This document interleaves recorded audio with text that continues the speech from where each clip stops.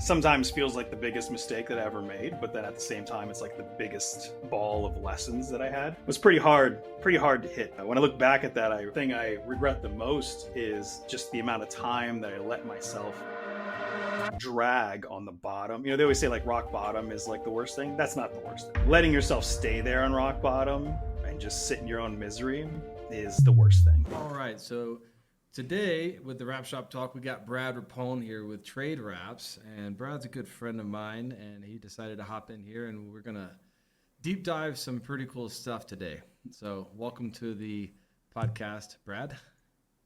Well, thank you for having me, Mr. Knott. How are you today? I'm doing pretty good. It's been a busy day of calls and all that good stuff, but it's been a productive day, so I can't complain. I don't apologize for being awesome. That's right. For those that are not watching, Brad is wearing that as a shirt. It's one of my favorite shirts because it's like a mantra that I love to have around with me because we shouldn't apologize for being awesome.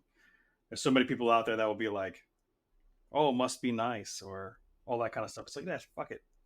I don't apologize for being awesome.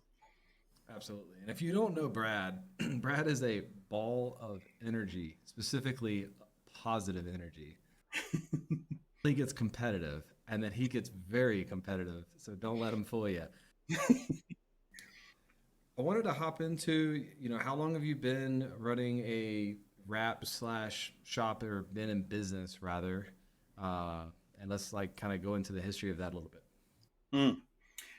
Yeah, so a long time ago, like most people in my area, sign shops were popping up left and right. And I'm a designer by trade. That's kind of like where I got into everything. My first job was designing tombstones, which oddly I really liked. And then I realized that when I was like, "Hey, you want to come see my portfolio?" And it's like, "Let's go to the cemetery." That's kind of weird, right? Very weird. So I want to start doing more commercial stuff, and I realized at the time the people that were using that same type of software, which back then was like Omega Composer, it was all before Illustrator and stuff like that, were sign shops. So I started jumping into sign shops, started working here, working there, like anybody, bounced around for different sign shops. Try to make myself valuable where I could. I think I started out selling signs before I started actually designing signs, just because that's what they had available. And then eventually I started opening up my own sign shop, which ironically was sometimes feels like the biggest mistake that I ever made, but then at the same time, it's like the biggest ball of lessons that I had because I started a sign shop not knowing shit about business. I was just like, hey, I kind of reached my ceiling and I said, fuck it, let's start our own sign shop. So I jumped in and did that, and I was good at making the signs, good at doing the design, but I was poor at anything else. And 2 years went by and I completely failed, just outright failed miserably. Um, so after that, I started doing, I started doing freelance install only stuff, wrapping vehicles and that kind of thing. And then eventually started trade wraps. And doing trade wraps, I told myself, well, look, I just got to do this differently because now I'm not going to be signs. I'm going to be doing wraps because that's different in my area. So really poured myself into that. So Trade Wraps now as of today, has been in business for 14 years. And I've definitely done stuff a lot different this time around and still continuing to do things a lot different. Fantastic. So on your original business, what do you feel like? So, I think it's a relatable topic to most of us. Like either we have an issue with authority or we're hitting a ceiling and we're not seen, heard, and appreciated. So we decide, you know what, I can do it better. Mm-hmm. And do it for myself. I don't need nobody. I'm a strong, independent woman. And you decide to go out, venture out on your own. Did you bootstrap it from the start or did you take out a loan? Oh, I took out a loan. Like back then, people were just like handing out loans. And, nowadays you can buy a printer for like 20, 30K. Back then, like the minimum was like 60K. So yeah, when I lost that shop, I was probably close to like 100K in debt. So yeah, that was a pretty struggle. I was newly married at the time.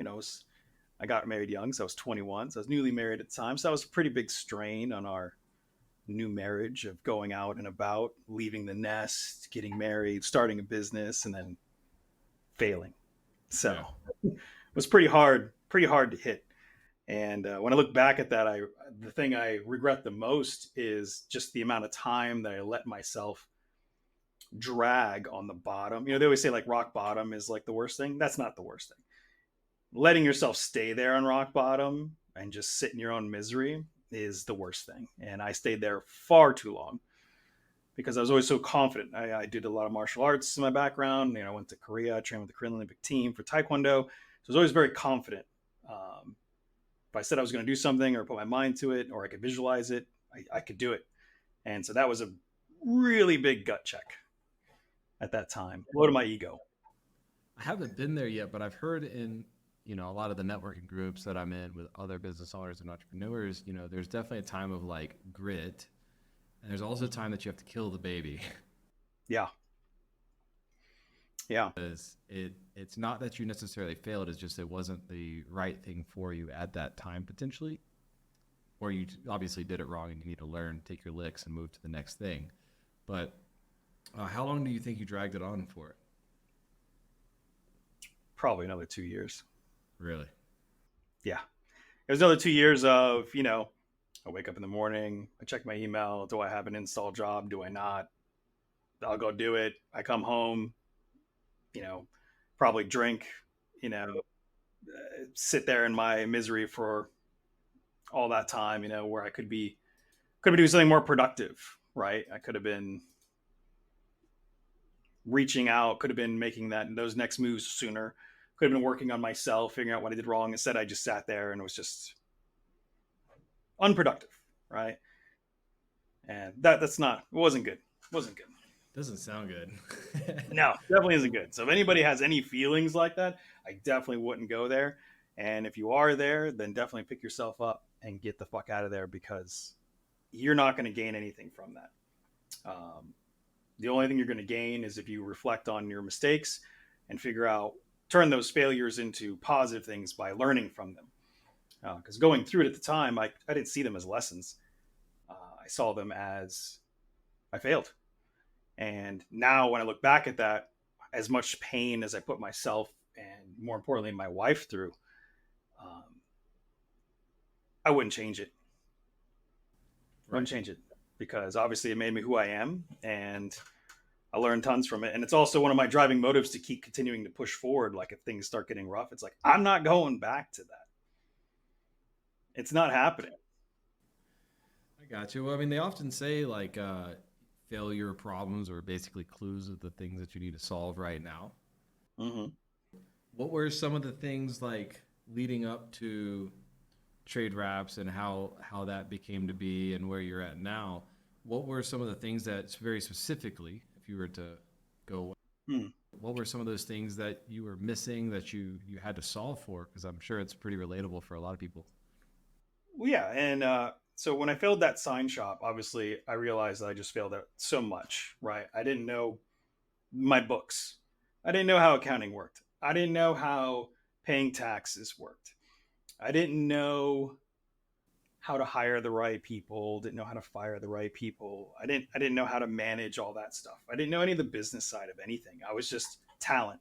And that's the way most people are. I think they say that most businesses are started by 80% of them are started by people that have some kind of skill in that trade, which is a benefit, but also a con because then we're the artist and we never really learn how to be the business owner. So those were my failure points at that point. Those were my lessons that I learned there. But then obviously throughout building trade wraps, there were plenty of other times that I failed and learned, and what I thought that I knew wasn't really, I guess, wasn't really what I needed, and I needed more. So I always talk about like everybody wants to hit like that $1 million mark, right? So when I first started trade wraps, it was like, okay, I want to get this to $1 million, and my life will change. So started pushing, started pushing, started pushing, started pushing. I'm hiring people. I got printers. I'm making traction. Everything's cool, but I have a daughter now at this time. I'm working my ass off. I'm there till 10, 11, 12 at night. I'm there right back in there at 6 a.m. the next morning. So then I finally hit that $1 million mark, that plateau. And it's funny because I hit it out of pure grit, just like you said, right? Some of it's grit. Hitting that $1 million plateau and standing there was just another failure point for me. Now, of course, it wasn't as bad as losing a sign shop and almost on the verge of bankruptcy, but standing there realizing that nothing's changed. I'm sitting there at $1 million, nothing's different. It's just me pushing as hard as I can. I got a few people that work for me at the time. They all hate me. I hate them. The only thing I have going for myself is I have a family that loves me. They barely see me. And I have a few great customers that love me as well. Other than that, I don't have shit. And so it's like, okay, well, my life needs to change again. What's the next thing? Logically, you're like, okay, do 2 million. And I'm just sitting there going like, I physically cannot do 2 million. And so I'm realizing that maybe I'm the fucking problem. Right? Maybe I'm the problem. So I started doing research online and I came across a number of people. And one of the people that spoke to me at the time was Tony Robbins. And there was plenty of stuff there of him talking about being in your head and how you need to evolve as a leader and you need to hire better people and all this stuff. And I'm like, I need to do this. This is what I need to do. I'm at the point where pain. I was in so much pain because I feel like I was on that verge of failing again, even though I achieved that $1 million mark. Right, I'm a failing again in my mind. I was just like, at this point, I was like, if somebody just tells me what to do, I'll just do it. Like that's just where I was. And I went to actually before I went to a Tony Robbins event, I just remember sitting there going like, I'm gonna have to fire like all of these people, but I have like $1 million worth of work coming in, right? So if I start firing all these people, then I'm already there doing their jobs anyways, as is. Well, if I fire them, I don't need them anyways. I can just pay myself that. So there's only one guy that I wanted to keep, and I was worried that if I fired him, or if I started firing everybody else, that it would affect him. So I pulled him in my office, and I remember talking to him. His name is Justin, by the way. He's still with me today, just so you know. I remember telling him, I hate all these people. My mind is like, hey, let's fire this guy. Let's bring in a new person, make it right. And once they're perfect, I'll fire the next guy and then do the same thing over and over again until the cancer's wiped out.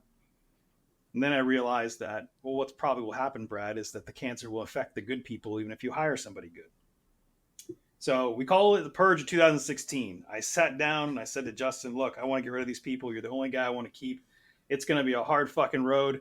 I want to make this an actual business, not just a place where we're grinding. Like this, that was our life. Grinding, grinding, always grinding. I hate that word now. Grinding. It's all we were doing. As It was well. my life. Right? I said, hey, Justin, I'm going to get rid of all these people. It's going to be hard. I don't want to grind anymore. I want to build a real business. Are you on board with this? He said, yeah, I hate these people too. They suck. So lined them up and just started firing them all. So it was just me and him. I'm running, I'm like squeegeeing and I'm running back to the front. This is all before like wireless earphones, you guys, you know. I'm running back to the front to answer the phone, try to make some sales. I'm running back, doing a couple of squeegee strokes, running back to the front. But yeah, really focused on trying to make a better company.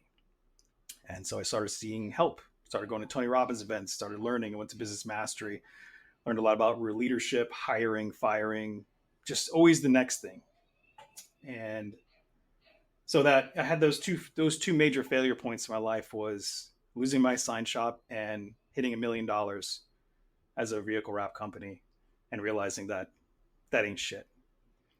Yeah, I mean, so I went through a very similar situation. Fortunately, at this point, I had already started getting help. I bought out my mentor, and I hired John Duver as my business coach at the time. And I basically I remember telling John, I see these people because I was always the fly on the wall. I'm not a very extroverted person, so I just paid attention to everybody, and I never said anything out loud. But I was watching all these people, and I would see people like unhappy. I would see people getting past the $1 million mark and like literally duct tape and broken. And I just told John, I said, I want to hit the pause button before that happens because I don't want to slap that ceiling so hard and bounce off of it that it hurts me. Because sustaining 2 years of that's hard. Plus the mental, like imagine cusping the $1 million mark Hmm. the next year to fix, or like 800, like even just going backwards, even though you're doing better, is a hit to the ego, even though it's the right thing to do, which then may cause you in time to question, is that the right decision, which is a trap. Yeah. Right. The principle, if you will, that I wrote down as you were typing that or talking about that was that there's always a cost. Hmm. You have to give up something. Grinding, and in this case it was your time and a little bit of your sanity. Yeah. Well, I mean, you see, I mean, I don't have any hair left. Have hair. I've seen pictures where you had hair. It was luscious. It was beautiful. Yeah. But, frankly, a lot of us put that $1 million thing as some big trophy, but it's not worth it if you're not having intention or purpose behind reaching it. Like, I think it's more important to hit $1 million at a 20+% net profit than it is. Hmm. Yeah. The revenue is vanity and profitability is sanity. And ever since I started diving into personal development, that's just been my motto is I'm just a sponge to learn what I can. Because I mean, when you read things like there's a lot of great people out there in our industry that they're grinders and they're doing fantastic things. But I never wanted to be like I mean, I used to wear that as a badge of honor. Like, hey, I'm the rap guy that travels the road, raps all the stuff, it works all the hours, good for me. No, I wanted to be a business owner. And a business owner, like if you've ever read, was it Robert Kiyosaki's cash flow quadrant? Yes. Right. So visualize you got the four quadrants for anybody who hasn't read that book.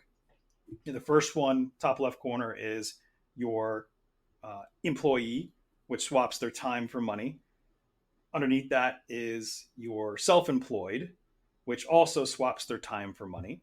So everybody who is an employee tries to go and be self employed for whatever the reason is. But the problem is the self employed never usually gets out of that quadrant. And so they end up just swapping their time for money, but they have all the risk that the employee doesn't have. So if you're not going to actually jump to the next quadrant, you might as well just go back to being an employee. And the next quadrant is in top right. That's the business owner who leverages people for money. And then, of course, the business owner wants to get to the investor quadrant, which is leveraging your money for money. And creating a business needs to not be about the grind. It needs to be about the freedom that you're going to make and the people that you're going to impact in your along the way with you.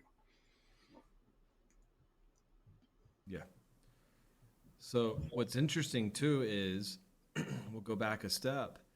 You were talking about how when you decided, here's a big cost, by the way, incredible cost that got kind of not highlighted. So I'm going to bring it back up that you had to fire your entire team as $1 million shop to go to two people. Yeah. I can promise you it hurt more doing a two-man team at $1 million worth of work than it did. Oh, yeah. Now you also, it's such a trap because you have to also not only complete all this work, but you also have to train the new people that you're trying to bring in at the same time. And you literally have no. Yeah, it was like I was going back into the fire. And that's why I was willing to do that if there was a reward at the end, if there was a light at the end of the tunnel. I'm not going back in the fire just to grind because, again, I was doing everybody else's job anyways, right? Like, that's what I mean. I was a poor leader. I was a poor manager, poor business owner. I was poor at everything besides, just pushing things along and getting them done. So, yeah, I had to jump back in the fire and do all that stuff, but also, yeah, train new people. And then, of course, what you learn along the way is when you're trying to build a business is that, well, people come and then people leave. And if they're leaving, most of the time it's your fault, whether you want to blame them or not. But most of the time it's our fault. I didn't have the proper training. I didn't have this. And then I started diving into like creating training for my team, creating processes, because these are the things that help compound us to create freedom in our business. I think the saying was, A business runs on systems, and systems are run by people. So you got to create systems.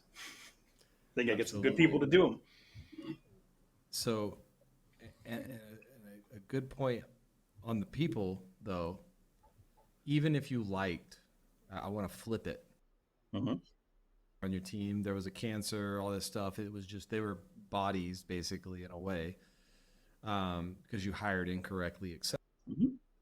Even if you liked the people, because this was the case for me, I loved the people that I surrounded myself with. The problem is the reason why you're going to rotate your people is because your standards change and they're not going to be willing to change with them in most cases. Right. They call it old guard versus new guard. Right. It's you change a policy, or even if you just want to grow. Some people are okay with just showing up, and their standard is showing up late and doing the bare minimum. They got a sweet gig, but that's not my goals, right? And if you're not leveraging your team to hit their own goals through you, then you're missing out. It's a big component, and it's hard to accomplish that, but it's you're able to accomplish it because there's so many people out there that have, and that's why we can do it too. But we just don't see that as often in our business or in our industry. I used to go to a lot of trade shows for like the HVAC plumbing industry, and I would be sit there and I'd be so envious of their trade shows.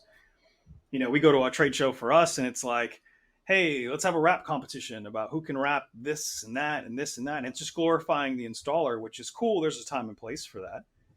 But you go to like one of these other conferences, and they're like, hey, how to hire and fire millennials, how to grow your business to another, how to add another $2 million to your business. They're not like, hey, let's see who can install this toilet the fastest. Yeah, I think that's what's always kept me away from them for the most part. I wasn't interested. Like when I decided I didn't want to be a wrap installer, which there are people who can make a business out of being a wrap installer. There's Oh yeah. that could be alignment to them. So hear me, I'm empathetic to people that do want to just be a wrap installer, because if that's intentional as to what you really want to be, then be that. Truly own it. Right. That just wasn't for me. It's not what I wanted.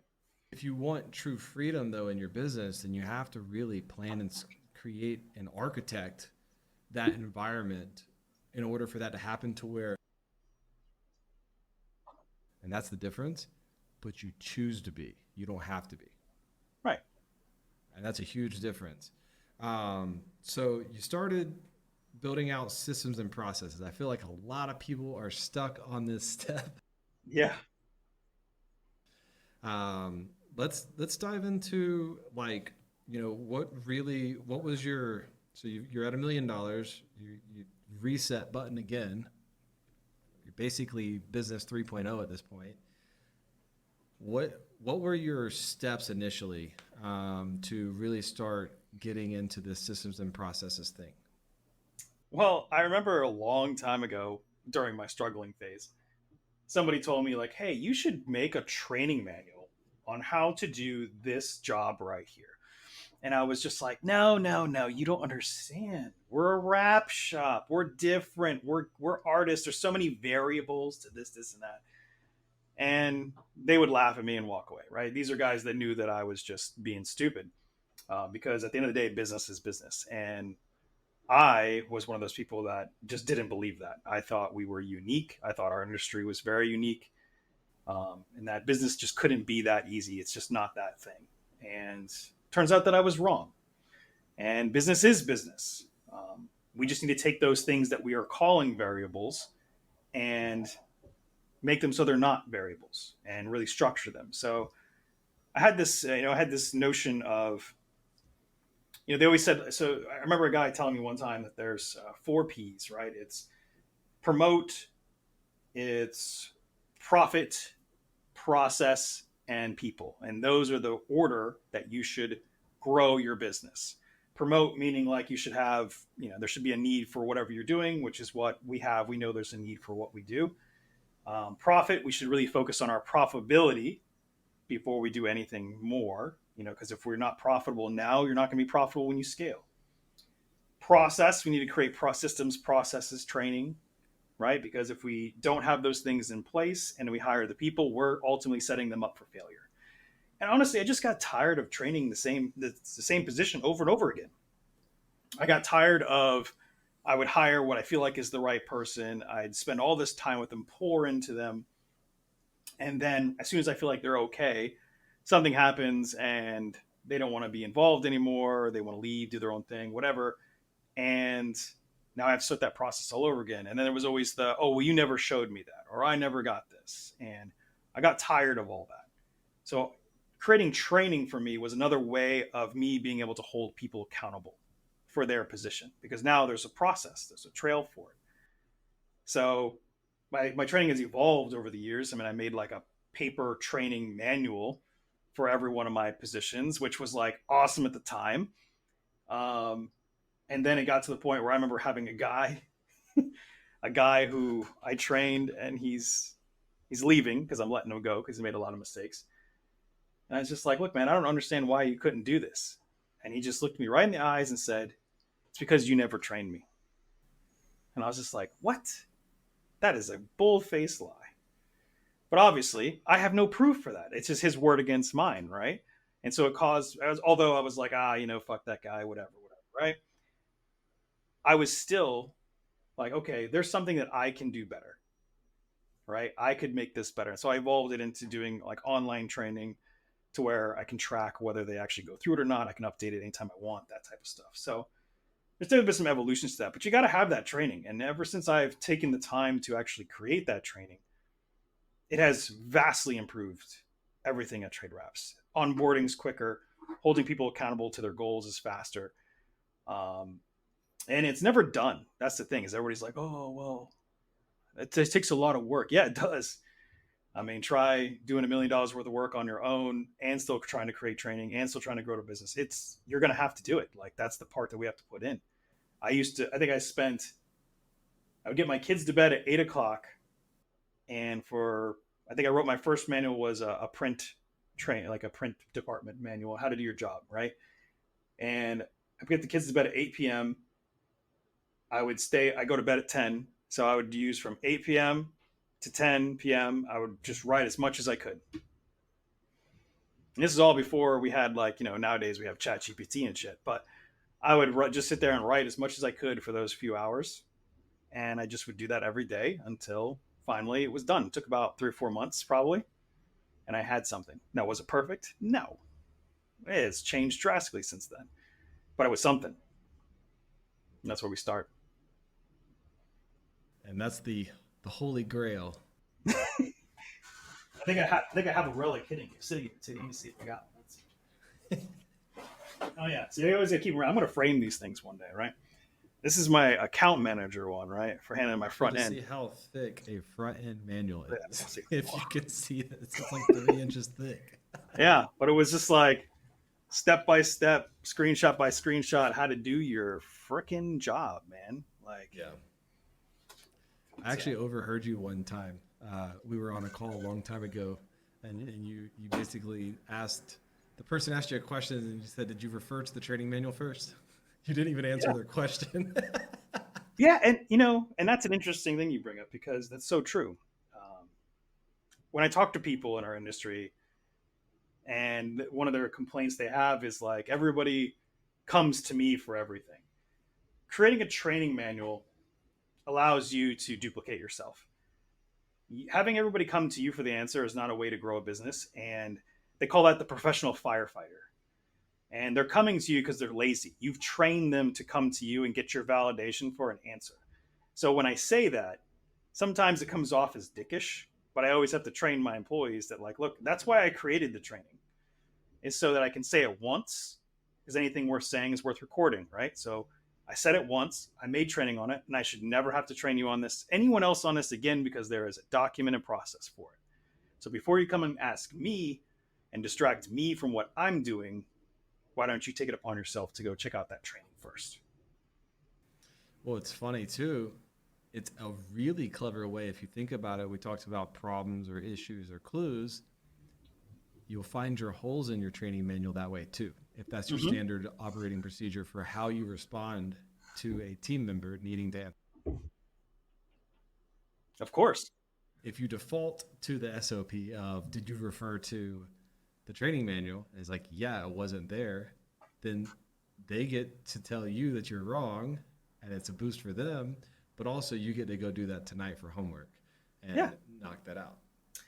I'll give you two examples of like what I've done recently, right? I had somebody come to me and we had this paper form for, I don't know, removal or something.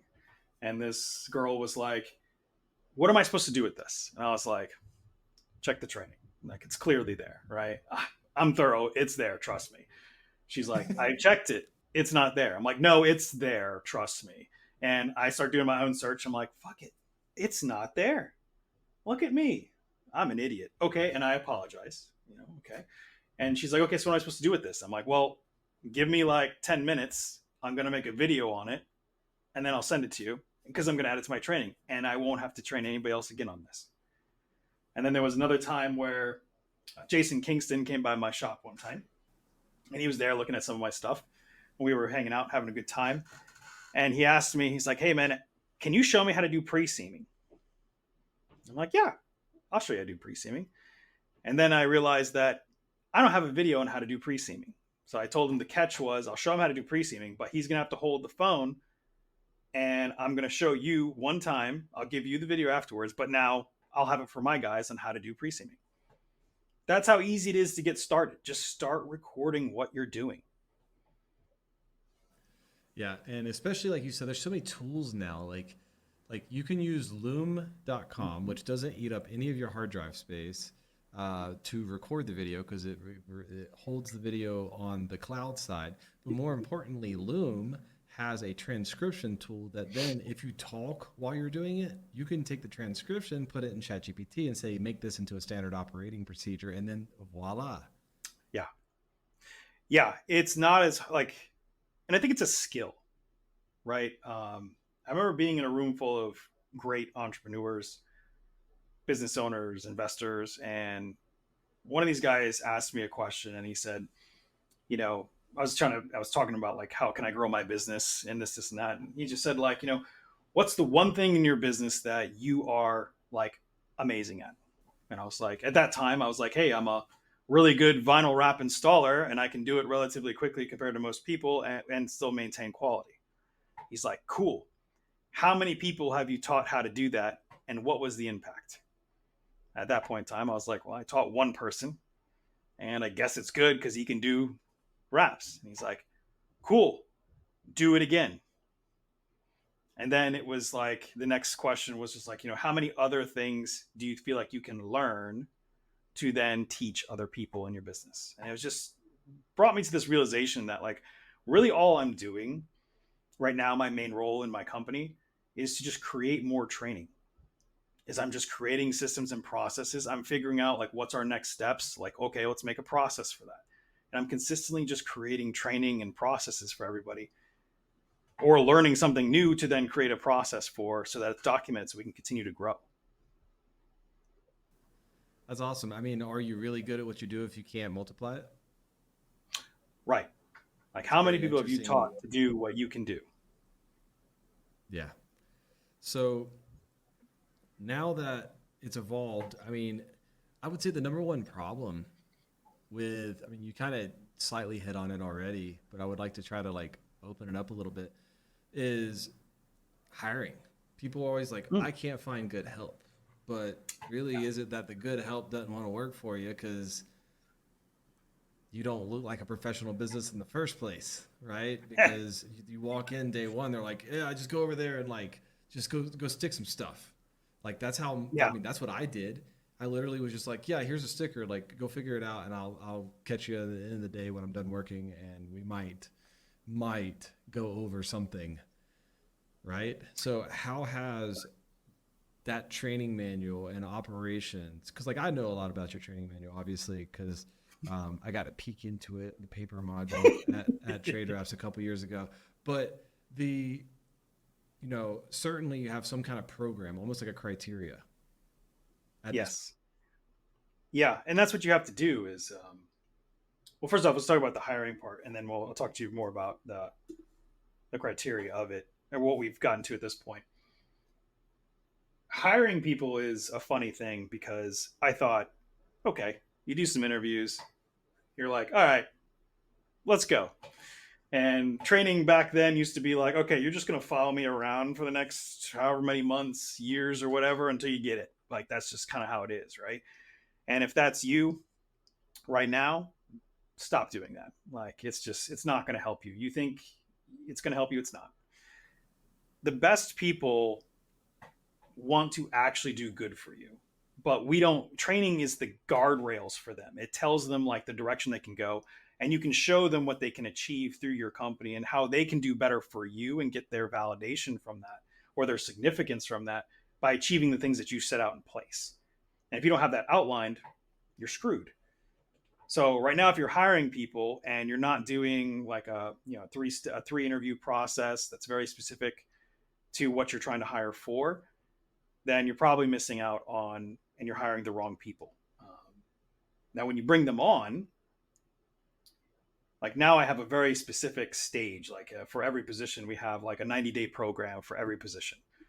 So all of our stuff has been tailored to you need to understand your job in 90 days. Because if you're not going to learn your job in 90 days, after 90 days, you're most likely not going to learn your job after that. Right. So I need to be profiting and making money from you. You need to be an asset for the company, for the team within 90 days. And so we've got it broken out into weeks. Like for every position, this week they have to learn this, this, and this. This week they have to learn this, this, and this. And we got all the training there ready for them to do that. And obviously, some people, they get into it and they're just like, okay, this is just too much for me. I'm done. And I applaud them for that because that just means that I didn't waste any more of my time with that person. And we go hire the next one.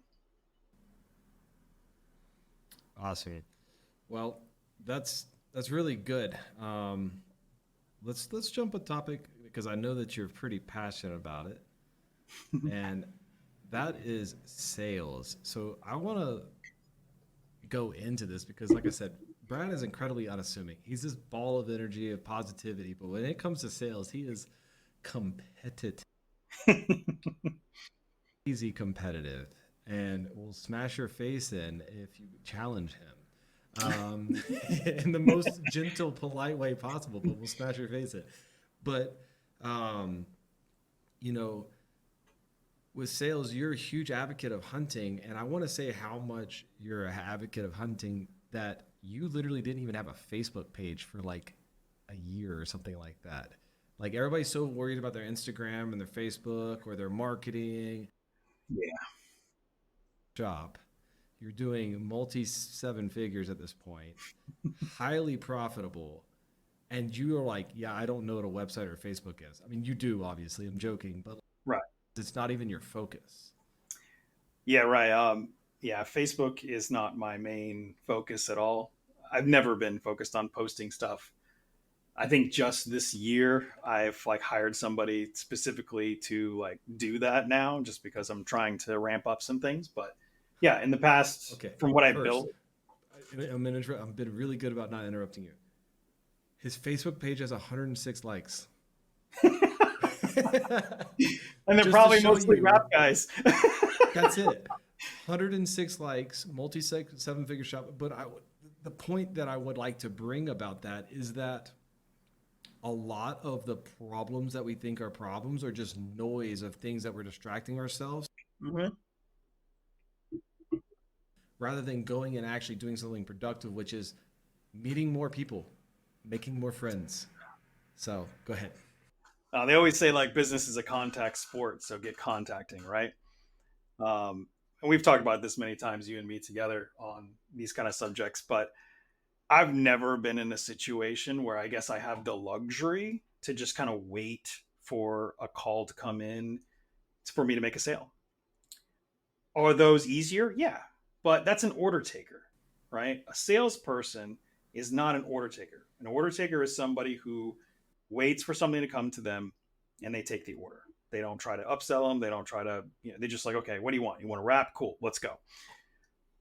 A salesperson is somebody who actually goes out and hunts and gets the sale or does the follow up, right? So for me, I've always been in, I haven't had that luxury just to sit around and wait for it to come in. So, and for anybody who knew me back then, I am not a salesperson, right? I am not, Everybody's like, oh, well, I'm not good at sales. Yeah, neither am I. Okay. But I had to be, because it's one of those things that I had to do to succeed.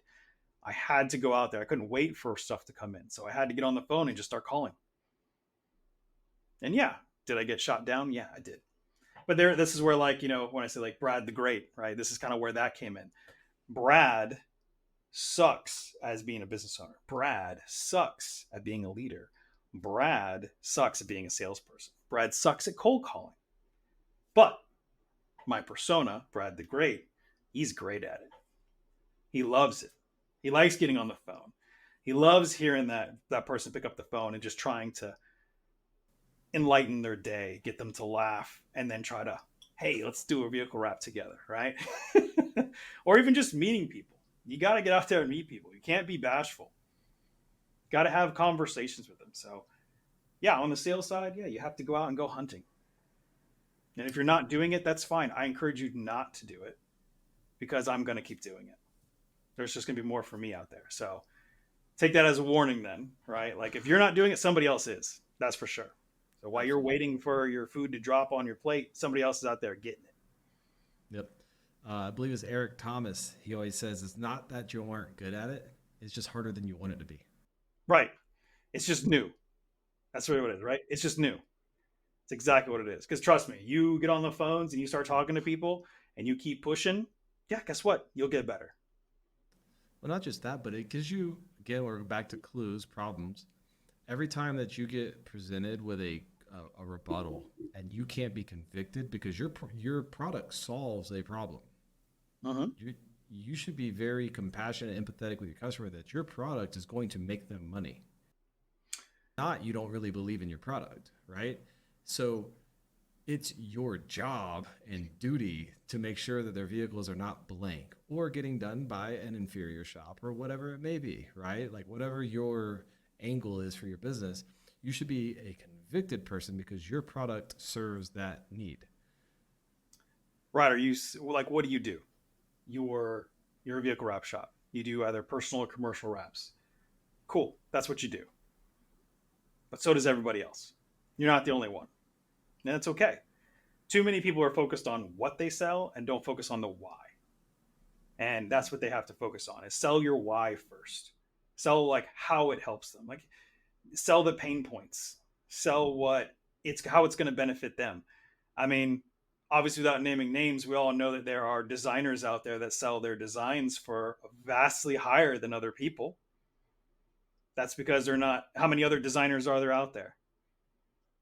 They're all selling the what, and the top people are selling the why. Yeah, and the price differential is major. And Yeah. they made it work. They created a lane for themselves and they've done great with it. But what are some, if you were to talk to Brad before Brad the Great, because I think Brad died a long time ago. I think Brad the Great's here to stay. That's for sure. Yeah. um, but the persona stayed. But what would be some starting points for somebody that is looking to start hunting business and start contacting these customers?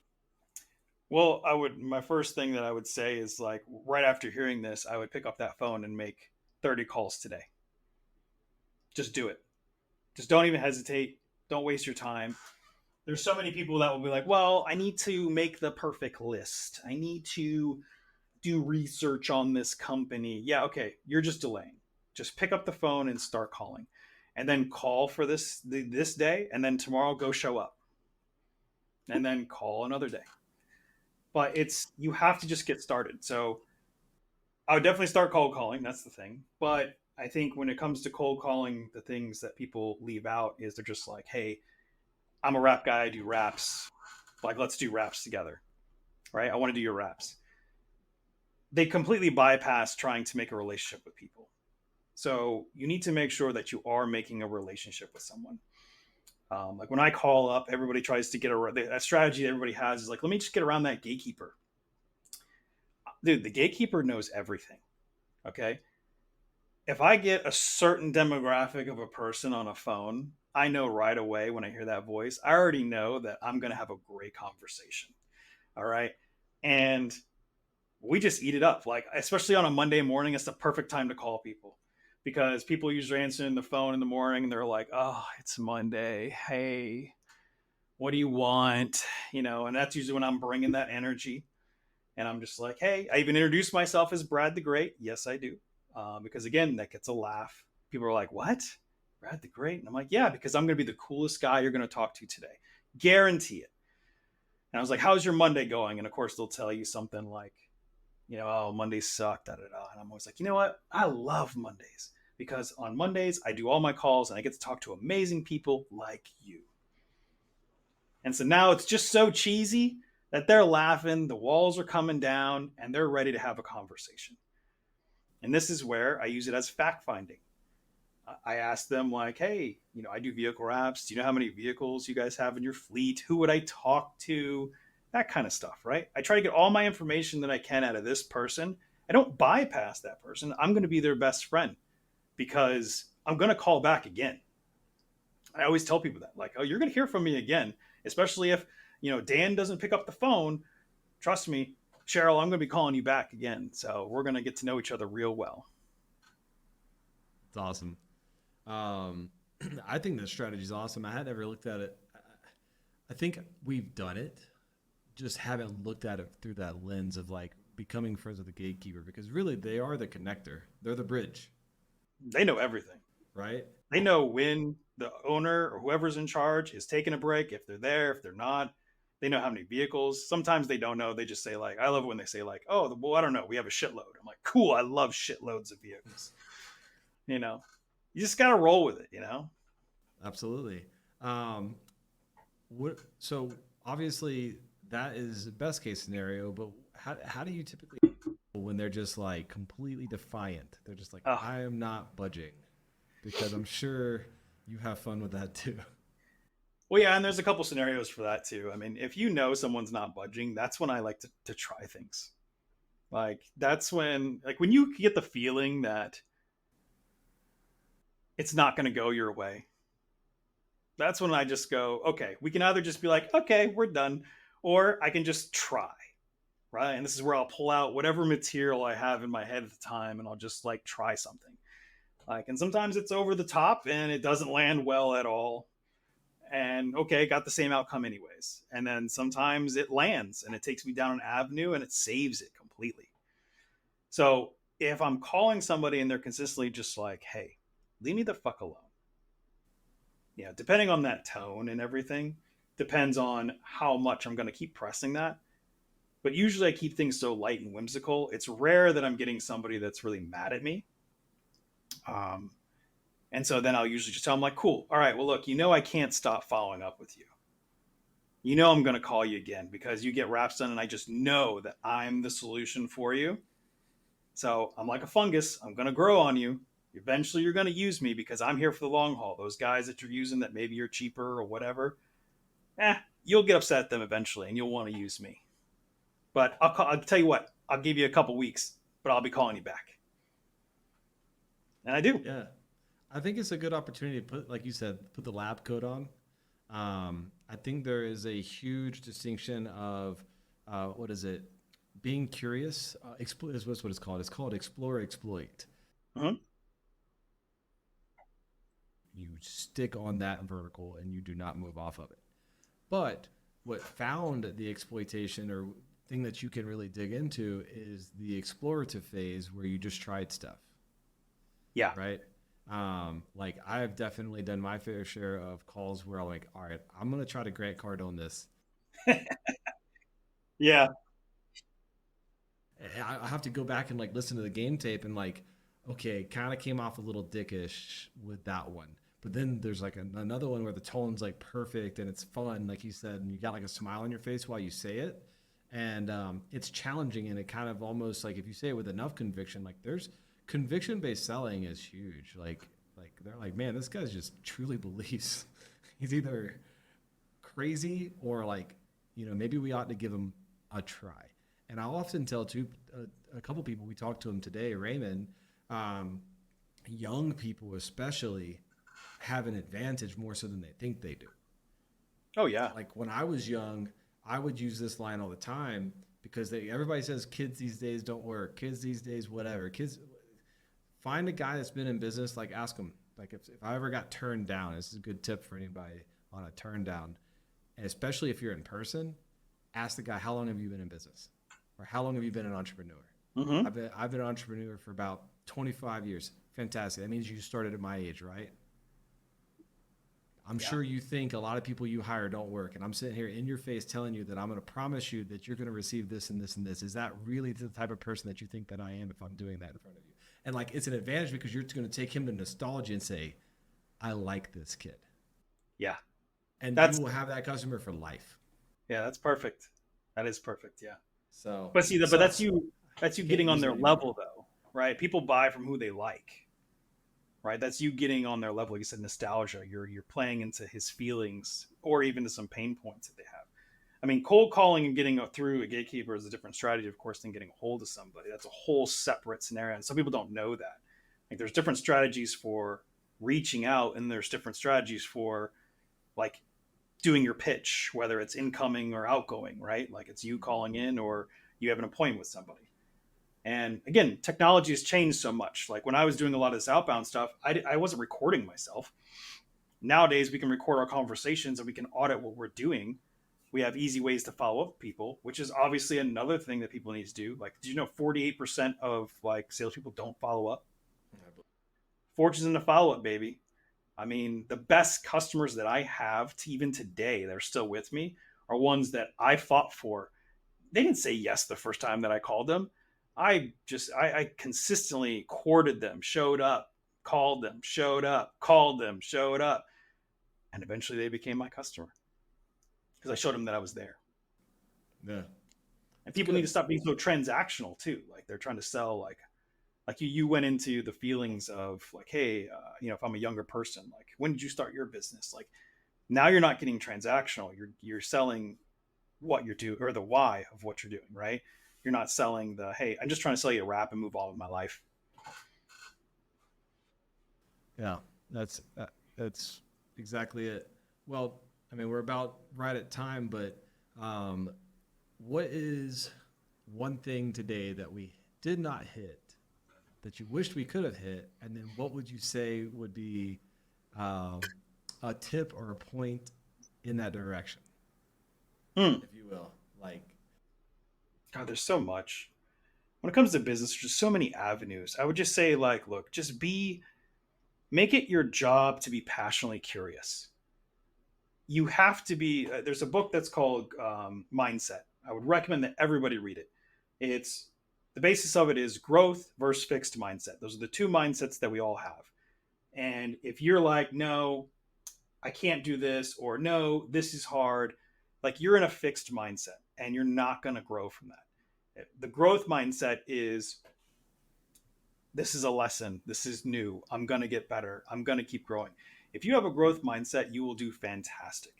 You will drastically change your business and even more importantly, the people around you. Like I love all the people that work for me right now.